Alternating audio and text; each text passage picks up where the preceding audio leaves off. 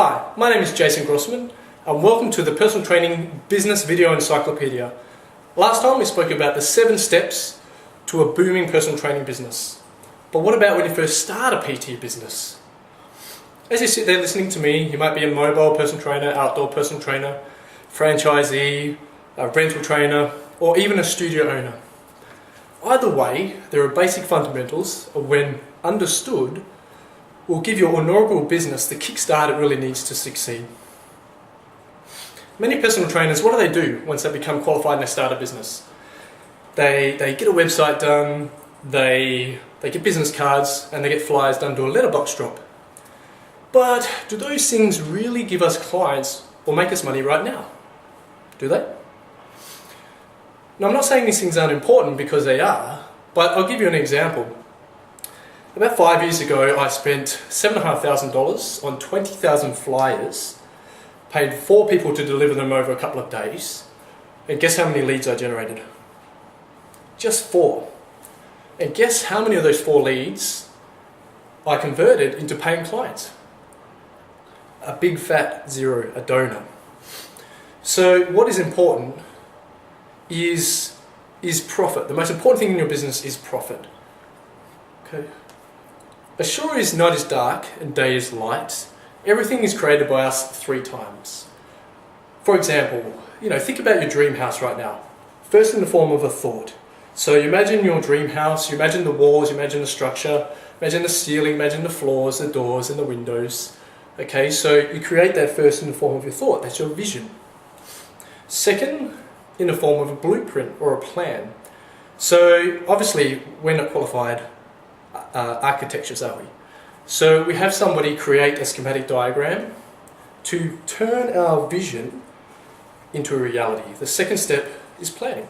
So we need the expertise to assist us to make it become a reality. The third step is in its physical form. Okay, so we then get builders to build the house so that way we can end up with the house of our dreams.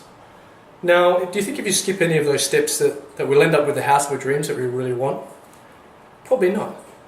Then I'm sure you will agree it makes sense, and why not use the same process with our business? Okay, so first of all, in the form of we have the vision of the way we want our business to end up. We then have a plan, and then we have an expert opinion, someone to keep us accountable to sticking to that plan. And thirdly, it'll end up in its physical form. We have a team, we have builders to build our business. Now, it's based on this principle that over the last 10 years, I have designed and refined the information I'm about to deliver you to help personal trainers start a successful personal training business. And that is the 10 steps to starting and operating a successful personal training business. So as you sit there, you may be wondering, well, Jason, what are the 10 steps? And they're pretty simple. Before I share with you the 10 steps, now some people might go, well, I think the order should be a little bit different, or you missed this, Jason, or you missed that. Well, that's not important. This is just a basic guideline to help personal trainers get started and kickstart their business in the first 12 months. So what's the first step? The first step is to create an idea. This is where you create your point of difference. What makes you special? What makes you unique? And we're not just talking about, I was talking to a trainer the other day and they go, well, my point of difference is I'm fun and I'm motivating. But aren't all personal trainers or most personal trainers? So what is it really specifically that makes you unique and makes you special? Also your style of training. You're using kettlebells, you're using weights, what kind of training are you doing? Your packages, how much are you going to charge, the length of your sessions and the structure of your sessions as well. That's all important in the point of difference in creating an idea. First step, create an idea. The second step is to develop your team. And the reason why I put this so high is because the process we just spoke about. There's 2 reasons why we have team members. Main reason is to keep us accountable to sticking to the plan that we set out to ensure we have a successful business. And the other reason is because for expertise, for expert advice, there's 2 ways in which we learn. Okay, we learn through somebody else's experience or our own. Now, which one do you believe is more effective and faster? Somebody else's, right? Now, wouldn't you rather learn from, say, I'll share with you an example. I once lost $50,000 in a marketing campaign. It's a lot of money, right? Now, would you rather lose my $50,000 and learn from my experience, or would you rather lose your own $50,000? Okay. Now, some of the team members in which we want, obviously, our base team members are we want a mentor or a coach, to help us with our plan and keep us accountable, design the plan, and also an accountant and a bookkeeper. They're your core team that I recommend all personal trainers start with, especially in the first 12 months.